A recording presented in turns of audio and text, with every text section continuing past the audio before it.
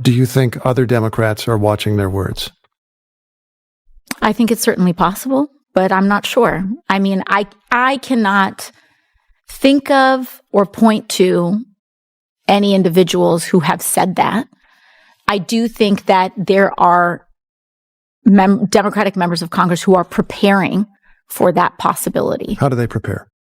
I think they look to the possibility of litigation. I think they're saying, do we have the best teams possible in order to carry out our work? Some Republican, or many perhaps, will be watching this, listening to this, and thinking, wait a minute, actually, you're the ones who are prosecuting us. You are the guys who are weaponizing the Justice Department. How would you respond to somebody who may be thinking that?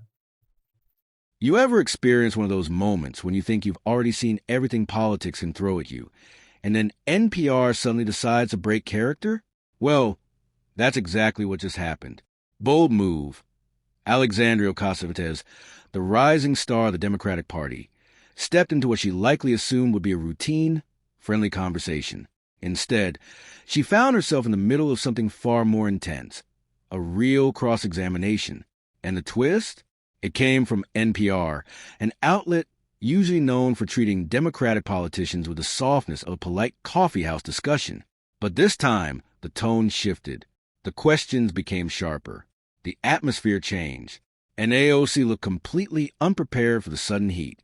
But before we dive deeper, if you enjoy watching narratives get tested and political spin unravel in real time, make sure to like the video, subscribe, and share your thoughts in the comments, because this one gets interesting fast. The interview began harmlessly enough. The host asked about Democrats feeling intimidated under Donald Trump's administration, a question that practically invited AOC to launch into her familiar speech about defending democracy from authoritarian threats. She jumped in confidently, talking about authoritarianism, kleptocracies, and the illusion of power. The buzzwords were flowing exactly as expected. You could almost imagine a dramatic soundtrack playing in the background as she painted a picture of a democracy standing on the edge of dictatorship. But then the host did something no one expected. He asked a blunt question: are Democrats the ones weaponizing the justice system? And suddenly, silence. AOC froze for a moment. That pause, long and uncomfortable, spoke louder than any answer she could have delivered. I'm interested if you or your fellow Democrats are at all feeling intimidated or silenced or anything. I'm not.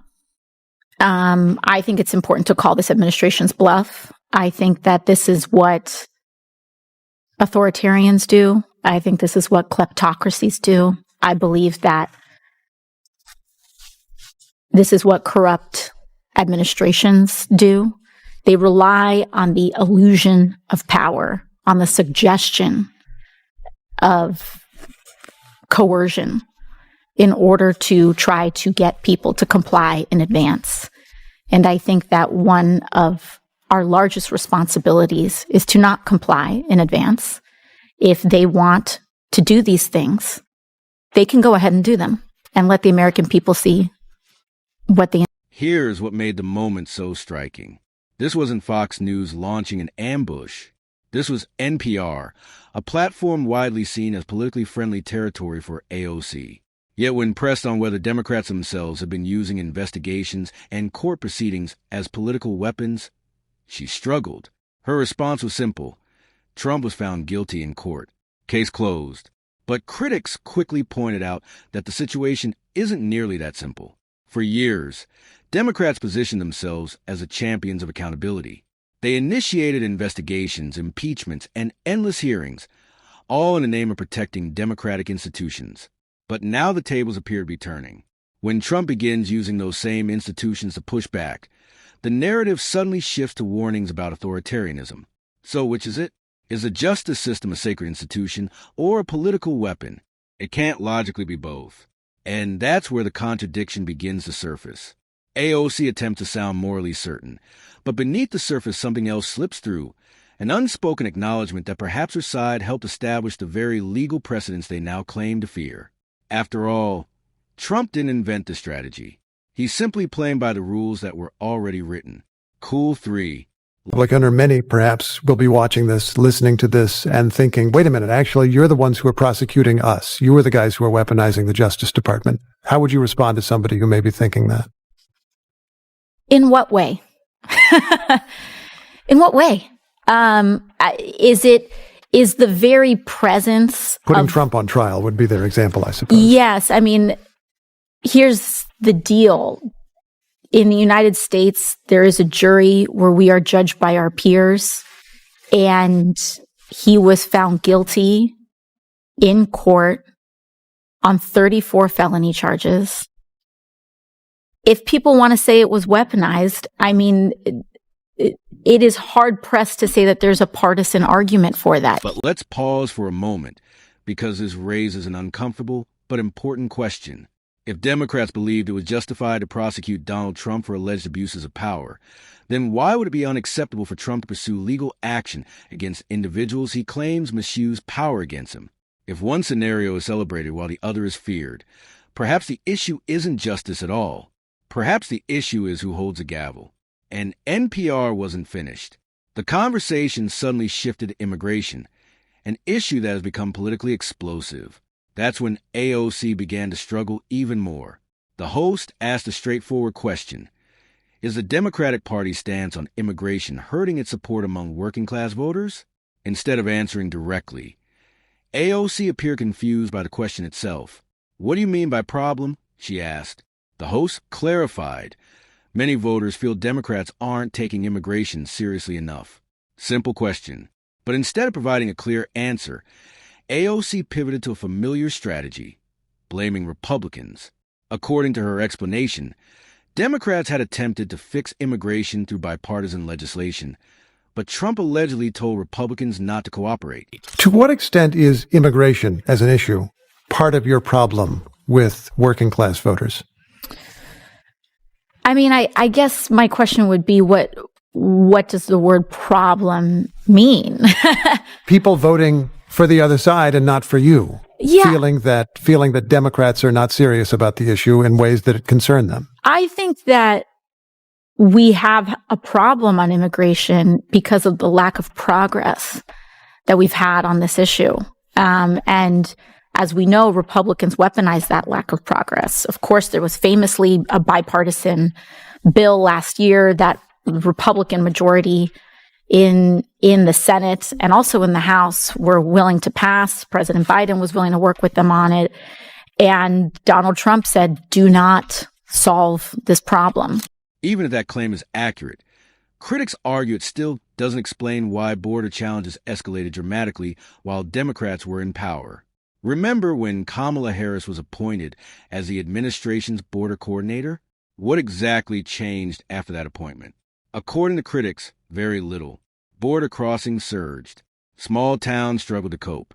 Major cities like New York and Chicago began sounding the alarm. Not conservative commentators, but Democratic mayors asking Washington for help. Yet AOC continued framing the issue as someone else's fault. It was Trump's fault. It was Republicans' fault. It was America's failure to pass comprehensive immigration reform. But the conversation shifted again when the host interrupted with a pointed reminder. Despite widespread criticism, the Trump administration did take concrete actions aimed at securing the border. And you could almost see AOC blink in surprise, as if wondering whether she was still speaking with NPR or had accidentally stepped into a conservative talk radio interview. It is a problem not just for Democrats. It's a problem for the entire country that Republicans do not want to solve any sort of issue with immigration. They are completely uninterested in addressing undocumented people, in addressing a path to citizenship. Well, they do want to address undocumented people by removing them. I mean, that's what the president is attempting now. To be fair, the host had a point. Love him or hate him, Donald Trump treated border security as a major political priority. His administration focused on physical barriers, stricter enforcement policies, and expanded use of existing immigration laws. Supporters argue that Democrats, by contrast, often appear more focused on messaging and symbolic gestures than on operational solutions. Then came one of the most revealing questions of the entire interview. The host asked why immigration continues to be a political liability for Democrats if their policies are supposedly compassionate and effective. AOC's response? She argued that there is no clear pathway to citizenship. That statement left many observers stunned. Why do you think this issue did seem to be a political loser for Democrats among key groups and key constituencies, if what you say is true? I think that a lack of a path to citizenship in the United States, the lack of addressing comprehensive immigration reform, creates a large population of undocumented people in the United States. And that is allowed to be weaponized in many ways. We have a large population of undocumented people in the United States. Overwhelmingly, it is not because they crossed the southern border of the United States. It's because they came here in a documented fashion and overstayed a visa and became undocumented. And it is the lack of ability for us to expand paths to citizenship, modernize paths to citizenship over decades that create this bubbling issue. No pathway. Tell that to the millions of people who have successfully navigated the existing legal immigration system. Take Arnold Schwarzenegger, who arrived in the United States with little more than ambition and determination before eventually becoming a citizen and governor. Or Ilhan Omar, who entered the country as a refugee and later became a member of Congress, sitting in the very same chamber as AOC herself. So when AOC claims there is no pathway, critics argue that it sounds less like policy analysis and more like political denial. Yes, the immigration system has flaws. Yes, reforms may be necessary. But pretending the system doesn't exist undermines credibility, because voters are not naive. They understand that the debate isn't really about paperwork or pathways. It's about enforcement. It's about whether the rules that already exist are actually respected. Republicans are allowed to weaponize. And you have voters in places like Arizona, which is a swing state that Democrats lost, or Colorado, which is generally a blue state, saying there's a lot of chaos. There's a lot of lawlessness. Yes. I don't know what to do here. Who's looking out after me? And I think when that is paired with divestment from the social safety net, when that is paired with lack of progress on minimum wage, when that is paired with rising costs of living, it sets the stage for a strong man to point to any marginalized group and say it's their fault. Then came a moment that intensified the controversy even further. The host brought up an incident involving a member of the Trump administration who accused AOC of advising individuals living in the country illegally. Instead of issuing a firm denial, AOC acknowledged that she provides guidance to all of her constituents, including those without legal immigration status. And just like that, the contradiction became impossible to ignore. On one hand, Democrats insist they oppose illegal immigration. On the other, critics argue that actions like these appear to blur that position. As the realization seemed to sink in, AOC quickly attempted to walk the statement back, saying she would contact the Department of Justice to clarify the situation. Do you think there is a real risk of lawmakers being investigated, charged, arrested? Potentially. I mean, we see that this administration is certainly wielding that threat, and we will have to see if they intend on carrying out their threats. If they are to be believed for what they are publicly suggesting, then the answer would be yes. But we will only find out if we call their bluff. Do you think other Democrats are watching their words? I think it's certainly possible, but I'm not sure. I mean, I cannot think of or point to any individuals who have said that. I do think that there are Democratic members of Congress who are preparing for that possibility. What made this interview so revealing was how it highlighted AOC's biggest political vulnerability. She performs best when she controls the narrative, but the moment someone challenges the script, the cracks begin to show. Without prepared talking points or enthusiastic applause lines, consistency becomes harder to maintain. And that's exactly what happened here. NPR, an outlet often viewed as ideologically sympathetic, forced AOC to defend her positions in real time. The result was a complicated web of contradictions, shifting arguments and half-formed explanations. By the end of the conversation, the topic returned to fear and intimidation. AOC warned that Trump might investigate or even target lawmakers who opposed him. But critics quickly pointed out the irony. For years, Democrats initiated investigation after investigation into Trump, his associates, his businesses, and even members of his family. Yet now similar scrutiny is framed as political intimidation. Coleman was upset, I suppose, because he felt that you were giving advice to people who were here illegally. Were you? I was giving advice to all of my constituents. Yeah. He said he was going to report you, or even that he did reach out to the Department of Justice. Have you heard from the Department of Justice? I have not, and I intend on reaching out to the Department of Justice to inquire. Really? What would your question be for the Department of Justice? Well, there is a member of the Trump administration who is threatening and seeks to open an inquiry, and are you going to do it? What would you learn? What do you hope to learn from that exchange? I think it's important to know where this administration stands and if they intend on using political intimidation to silence their critics. And that's what made this interview so striking. It wasn't simply AOC struggling under pressure. It was a broader political narrative being peeled apart layer by layer. For once, NPR didn't act as a gentle ally. They acted like journalists. By asking straightforward questions about immigration, legal accountability, and political consistency, they exposed just how fragile some talking points can be when challenged.